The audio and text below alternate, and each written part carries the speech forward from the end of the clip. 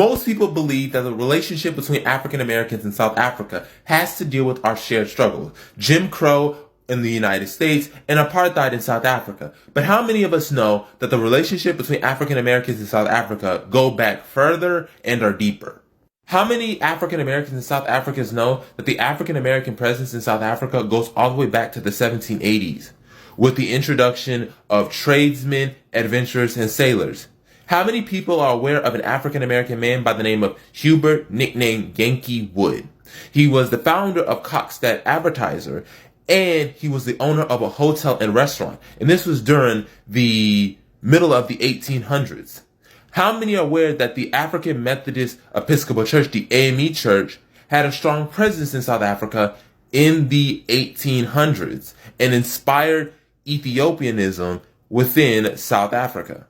When you have the chance, I highly suggest you read the book, The Americans Are Coming, Dreams of African American Liberation and Segregation in South Africa by Robert Trent Vincent. It talks about how African Americans were moving to South Africa in the 1800s, and many of them became successful, and many of them were spreading empowerment to the black South African population there. Matter of fact, the white government attempted to divide African Americans and black South Africans. When African Americans first arrived there throughout much of the 1800s, they were given the status of honorary whites, which means African Americans had access to benefits and privileges that the average black South African did not have. But as more African Americans moved into the country and became successful, they became a threat to the status quo of white superiority and black inferiority. And many black South Africans looked up to African Americans as an example of racial uplift and excellence. Therefore, the white government began to look at African Americans as a threat. They started banning African Americans from coming into the country. They deported African Americans in the country. They started treating African Americans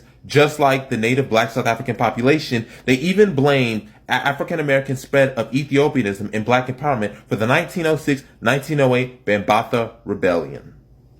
It wasn't just African Americans coming to South Africa. There are many South Africans who came to America. For example, a Zulu man by the name of Manakane Kele went to Hampton Institute, which today is Hampton University, and met his African American wife.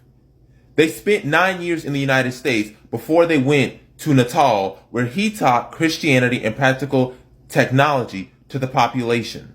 There's even an interesting documentary called Blacks Without Borders, Chasing the American Dream in South Africa, and it talks about how African Americans moved to South Africa after the fall of apartheid to chase their American dream, but also to build the new South Africa.